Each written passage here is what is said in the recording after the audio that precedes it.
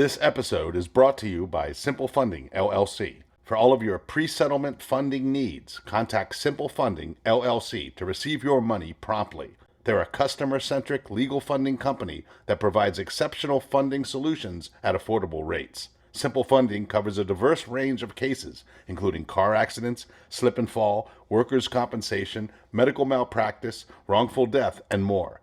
They recognize that life goes on and you need access to your funds immediately, which is why they offer clients a swift and efficient process with minimal documentation requirements. For more information, visit simplefundingllc.com or contact them directly at 678-855-6232. Enjoy the show.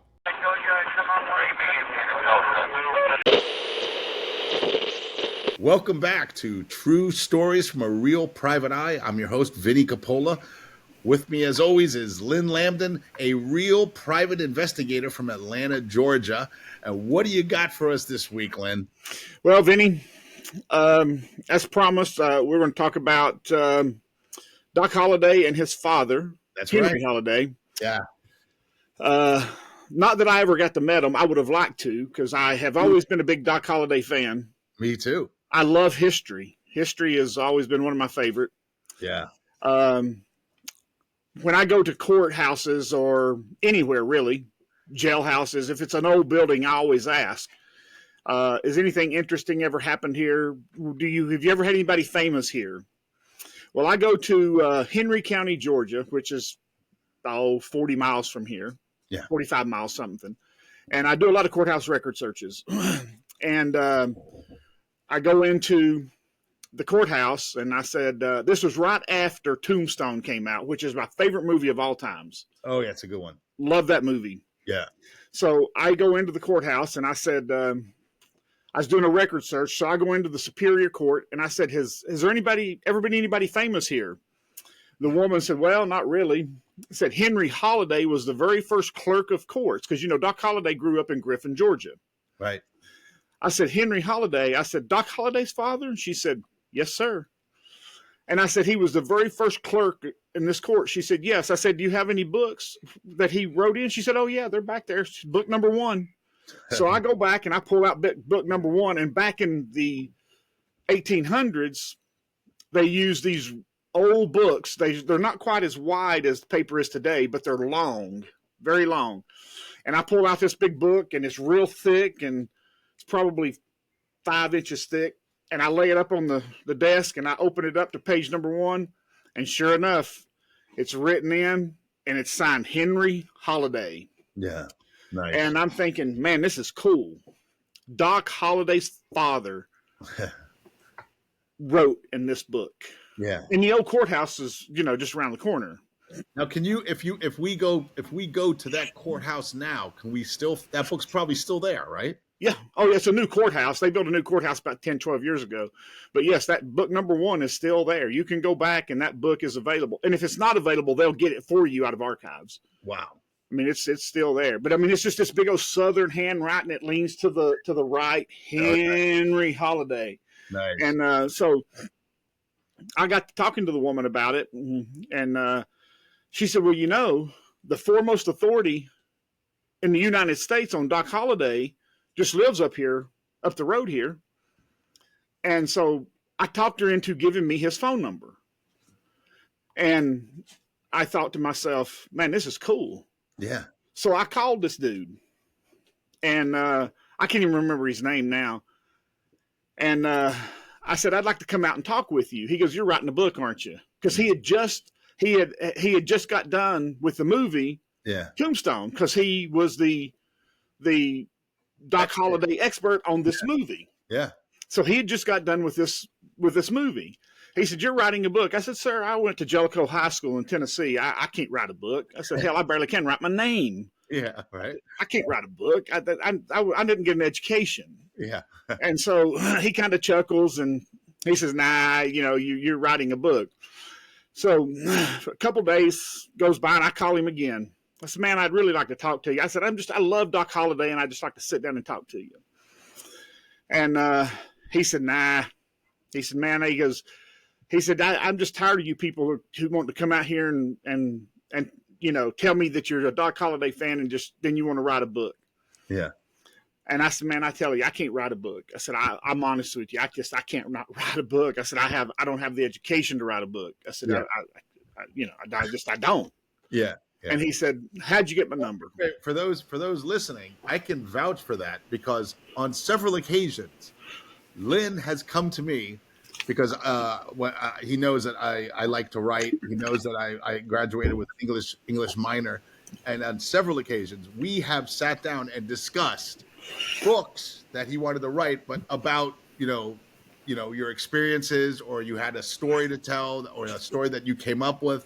So I can vouch for him on this. He can't write a book. He came to me to help him write a book. So exactly, telling this guy the truth.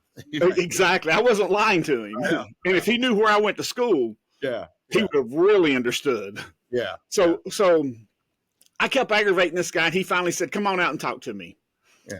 So one evening, probably 1 o'clock, I go out and I meet with this guy. Very interesting guy, very nice guy. And we sit down, and he tells me all about Doc Holliday's family.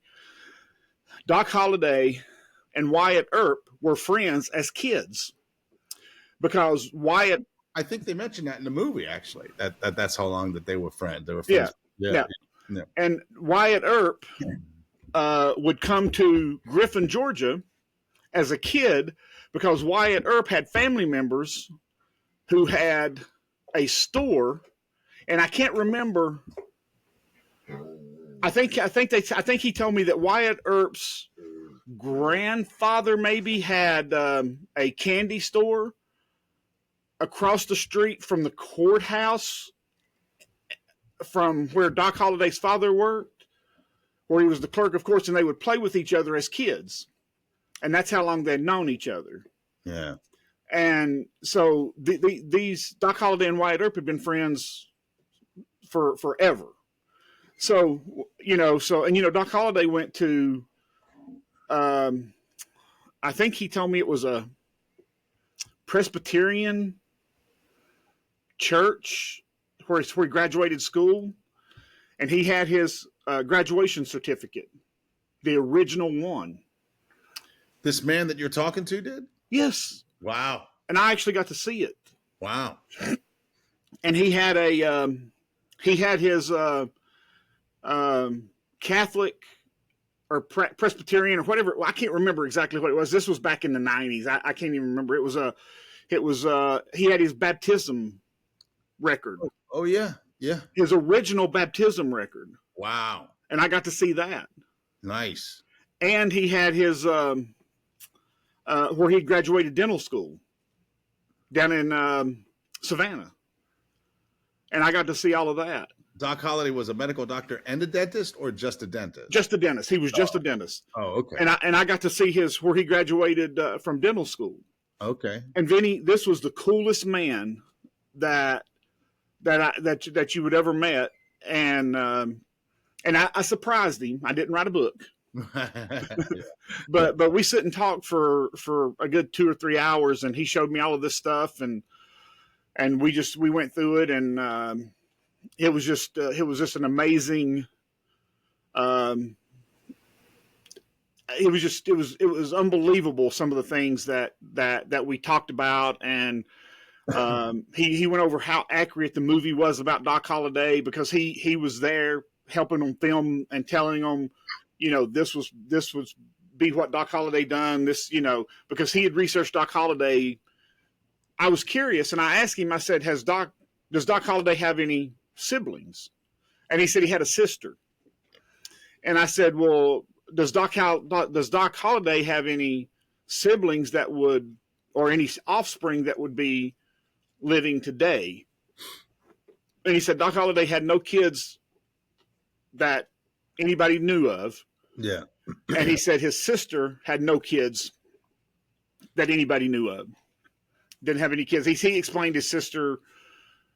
I can't remember exactly what he said about his sister, but what he said made sense. And I don't think his sister I really can't remember. I'd be lying to you if I told you I did. But Doc Holliday, but neither one of them had any kids. So that bloodline kind of ended with those two. So there would be no kids today. But if you think about it, Wyatt Earp actually lived up until like 19.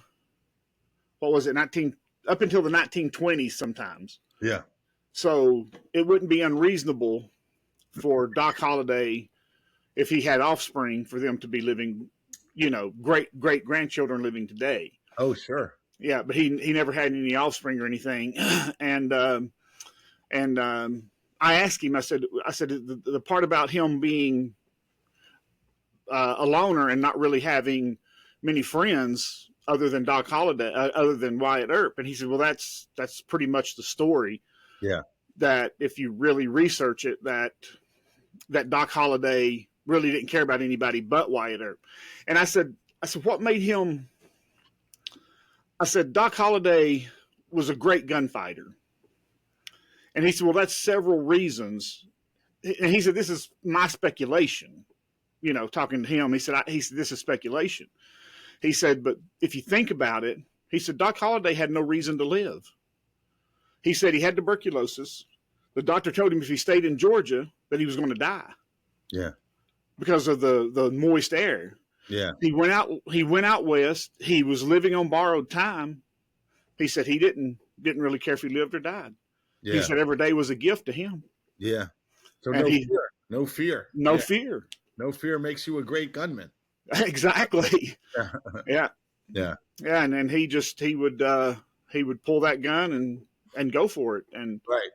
Yeah. And I learned so much about Doc Holliday. I mean, I wish I could remember everything that the man told me about Doc Holliday, but he had all this memorabilia of Doc Holliday's, and it wasn't reproductions. It was the real thing. The authentic certificates. And yeah. And Doc Holliday grew up in Griffin, and Griffin's only about 55, 60 miles from Atlanta.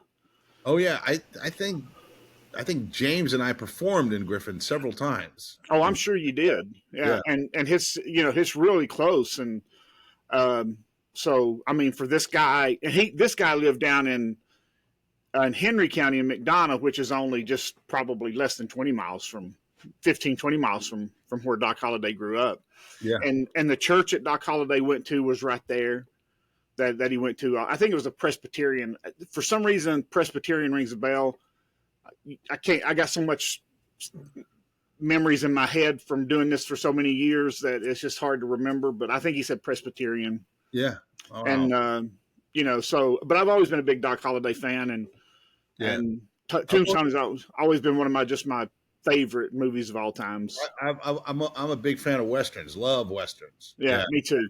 And the legend of Doc Holliday and Wyatt Earp is a fascinating one. It's always. Yeah, well, the Battle of the OK Corral was just, we got to talking. I talked to him about the Battle of the OK Corral, and the legend is that Doc Holliday winked at this guy and got it started. Yeah, that's the way that it was portrayed. Yeah, and I asked him if that was, true or not, and he never would come out and say, but he kind of said that he kind of leaned that was something that Doc Holliday would have done. Yeah, that he never would say that yes or no, but and who would ever know, right? Because the man he winked at was shot and killed. So and Doc Holliday probably never admitted it, but so how would you have known if it was true or not? Yeah. But I asked him everything about that movie, all the legends that was brought out in that movie. Yeah. And, one of the biggest things about that movie is Doc Holliday was not supposed to have, and if you read on the internet, Doc Holliday didn't kill Johnny Ringo. That's one of the biggest myths out there. They say that did not happen. Right. And when I asked him about it, he says that the same thing, that it can't be proven that Doc Holliday killed Johnny Ringo, but that because once that gunfight happened, they left Oklahoma and never went back Right. because they were wanted in Oklahoma for some reason. Yeah. You know, they were. Have you ever read the trial of the after that gunfight? You can go on the internet and you can get. It's called the ruling of Judge Spicer. Yeah.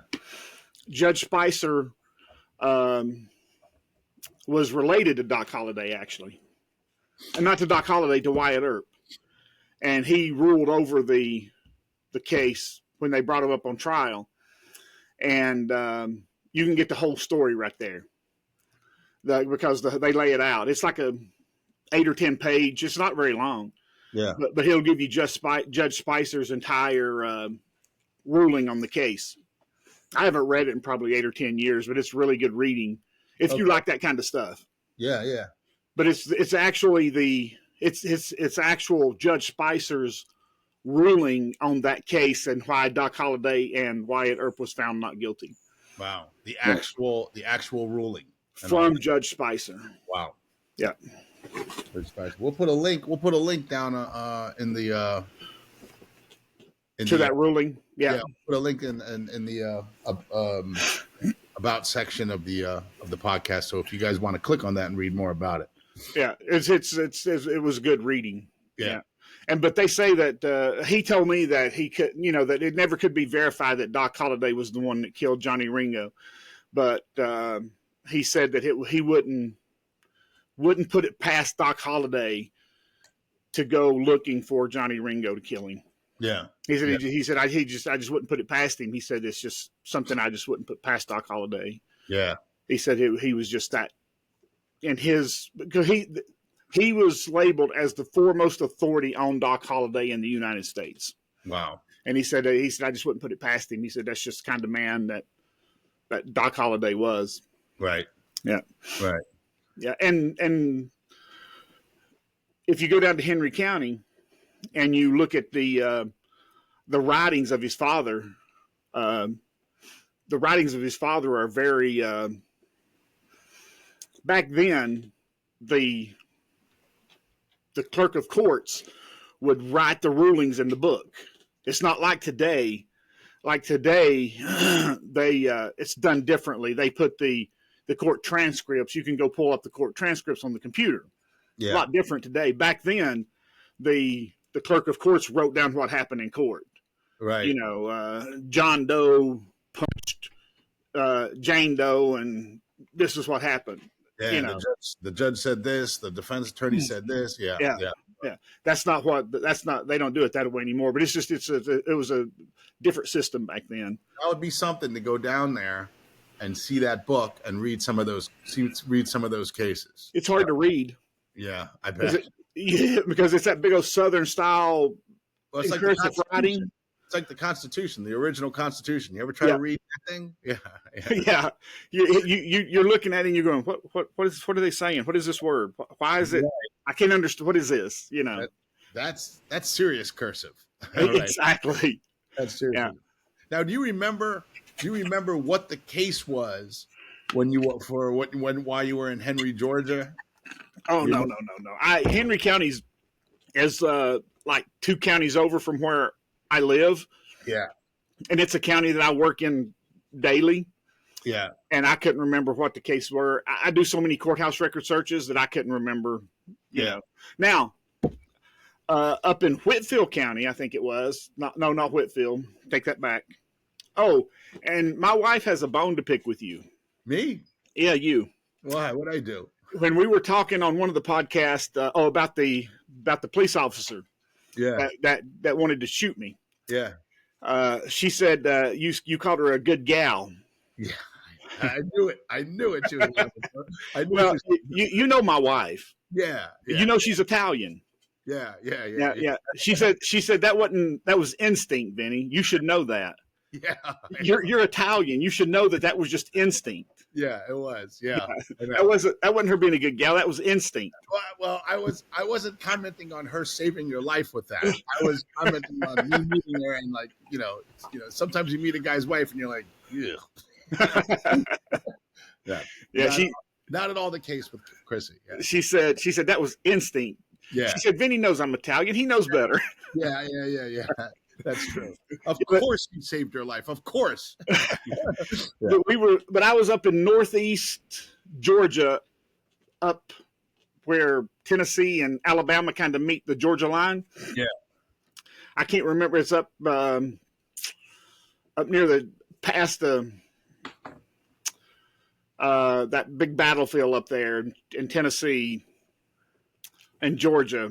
Can't remember the name of the battlefield, but I went in up there one day, and I said, and they got a beautiful courthouse up there. I mean, this courthouse was built in the late 1800s. Beautiful. I said, if there ever been anybody famous in here in this courthouse? And the clerk said, oh, yeah. Said back in the 70s, said Johnny Cash was here. Oh, right. I said, what was he here for? She goes, he come through here and got a DUI. Yeah. And said he just came on in and paid his own fine. Yeah.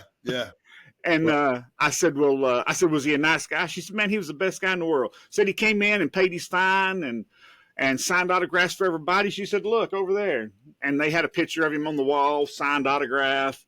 I mean, just a great. She said he was just a wonderful man, just great. I see Johnny Cash, while he was alive, was one of the most recognizable human beings on the planet. Yep. Johnny Cash, and what was his wife's name? June Carter Cash. Carter Cash, most recognizable. Anywhere he went, people recognized him. People would approach him. They never had bodyguards. Yeah. They never had people pushing them. They hello. They sat down. They talked to people. They wrote. They signed autographs. So I believe that. Yeah. If he just comes in, pays his fine, signs autographs, takes pictures. Yeah. Yeah. I think she told me the fine was $275 back in I think she said it was 72. Yeah. And she said the fine was $275. Yeah. And now a DUI costs you $10,000. I know. Yeah. Yeah. She said he just came in himself and paid it. She said nobody came with him. He just came in himself. Yeah. And said he was the friendliest guy. Said he just had a blast. Said everybody loved him. Said he was just as friendly as he could be. Said he signed an autograph for the judge. Yeah, for sure. Yeah. I believe it. Yeah. I mean, how much better could it be, you know? Yeah. Yeah. But I do that everywhere I go. Everywhere I go, I ask because I love the history, especially if it's an old town or an old building. I got a story we'll talk about in a few weeks or whenever we get around to it. I was down in South Georgia, and I was trying to serve some papers one evening, and it was raining, and I couldn't find where I was going. And this was really before GPS was anything. It was in the early 2000s, late 90s, and I see this cop car sitting in front of this old rundown building, and I said, "Ha, police station." So I jump out of my car and run in there, and it's this old jailhouse built in the mid 1800s. Yeah, you'll love it. Yeah. Okay. Yeah, they hung people in there. Oh man. Yeah, right. I'll tell y'all about it. It's a great story. That's a good one. Yeah. Okay. Yeah. Yeah. This was interesting, man. Little history on Doc Holliday. Yeah. Yeah. I love Doc Holliday, Vinny. Me too. Let me tell you something, man. My favorite line in that movie is when Doc Holliday's laying there and he's coughing and he's all sick, and that guy goes, "Doc, what are you doing here?" He goes, "Wyatt Earp is my friend." Yeah. And the guy goes, "Hell, I got lots of friends." And the guy goes, "I don't." Yeah.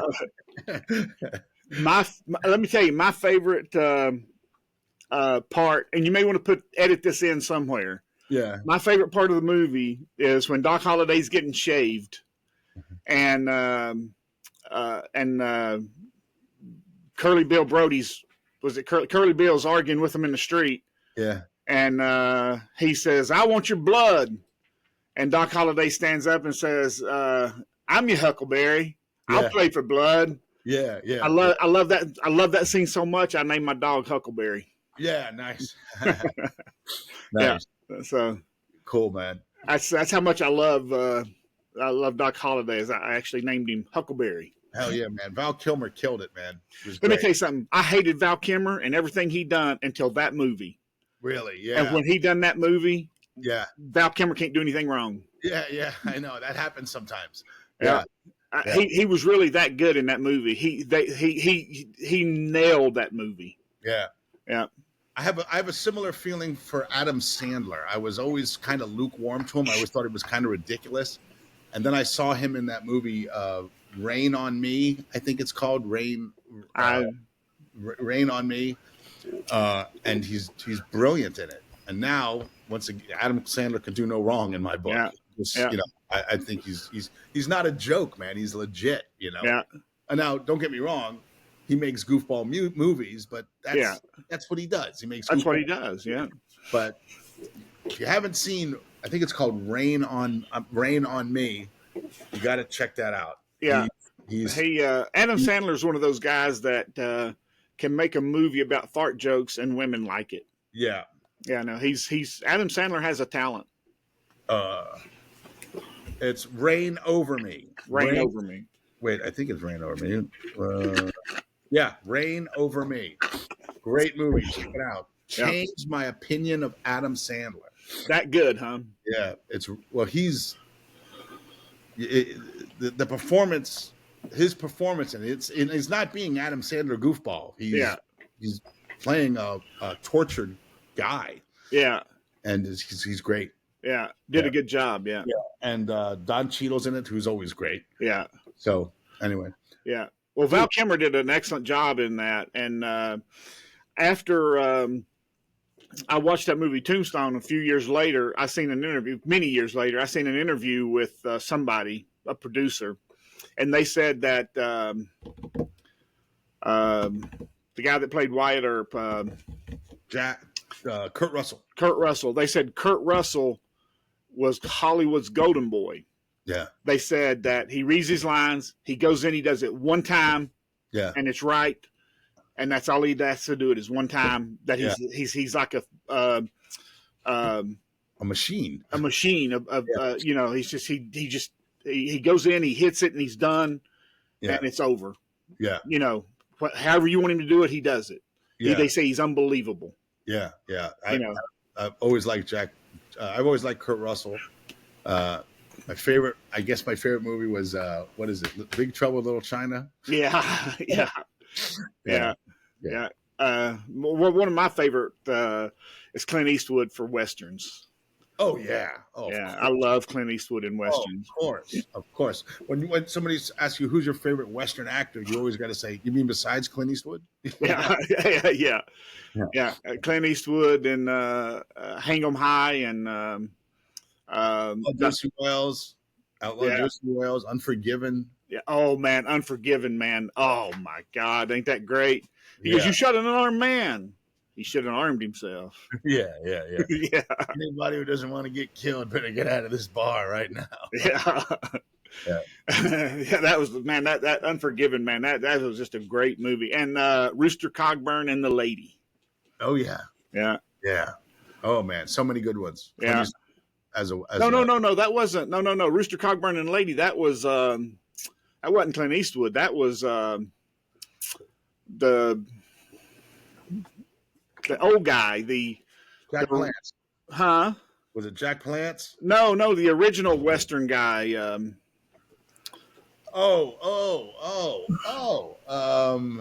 John Wayne. John Wayne, yeah. Yeah. What the heck am I thinking? Yeah.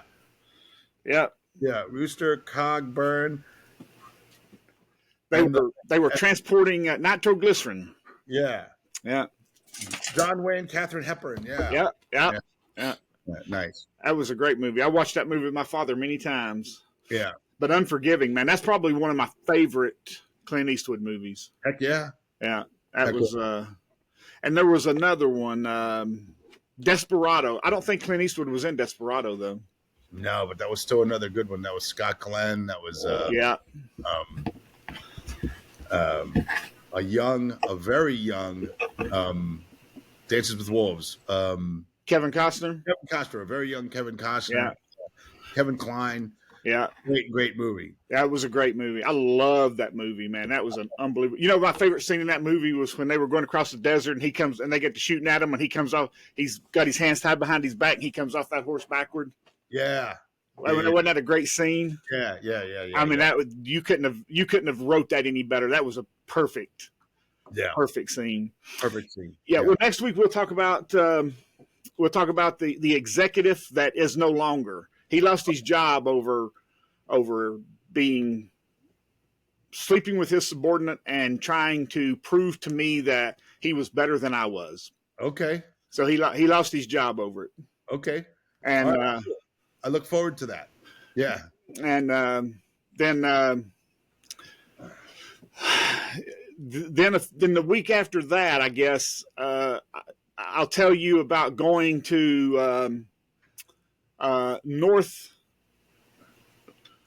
northeast Georgia to serve some papers and spending the day because the woman I was going to serve wasn't home, and spending the day in Mayberry.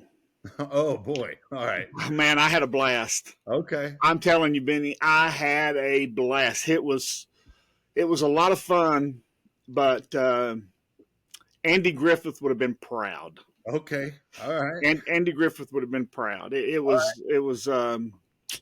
I hung out with the town folk, and I felt like I was in Mayberry. Okay. I tell you what, me and James Gregory laughed about it for 8 or 10 times. We'd talk about it and laugh about it. Yeah. Okay. Because I told James about it several days after it happened. Yeah. I tell you what, James and I was eating at that restaurant when he lived over off of Lake Real. Yeah. That restaurant right up from his house across the street, catty corner from the Exxon. Yeah. I can't remember what it was. It's no longer there. But we would have, I don't want to say Mrs. Winters or something like that. Po Folks? No, it wasn't Po Folks. Okay. I'm sure you've been there with him. Probably. Yeah. But we would have country fried steak, mashed potatoes. Country fried steak. Yeah. Yeah. And I can't remember what the restaurant was, but we would eat there. Uh-huh. And we would sit there and we'd laugh about that story. The first time I told him that, we laughed about it for days. Okay. And then we'd talk about it after that because it was just so funny, the way that these people acted up there in this little town. Okay. I can't remember the name of the town, but I had a blast. And then I had a blast laughing with James about it 2 or 3 different times. It was just such a funny story. Yeah. A wholesome story. Not a wholesome. Some of it's wholesome. Some of it isn't, Okay. But, so a couple of funny ones coming up the next couple of weeks. That's excellent. All right. Yeah. You have something to look forward to. Thanks for being here. We do so appreciate your support. If you enjoyed the podcast, please subscribe. Leave us a little comment. If you have any questions for Lynn, you can email us now at realprivateeyestories@gmail.com.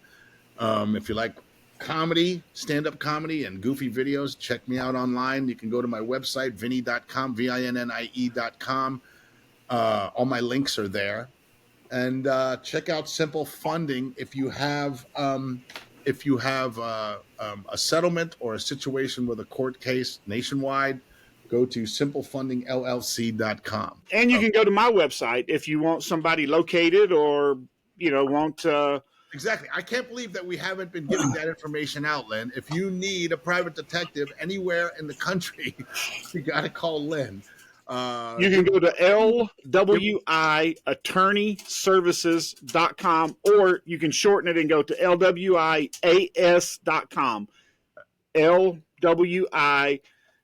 lwias.com. Yeah. All right. Yeah. Do that, folks. And thank you so much for being here. Tune in next week. We got a funny one for you. Thanks, everybody. Thank you.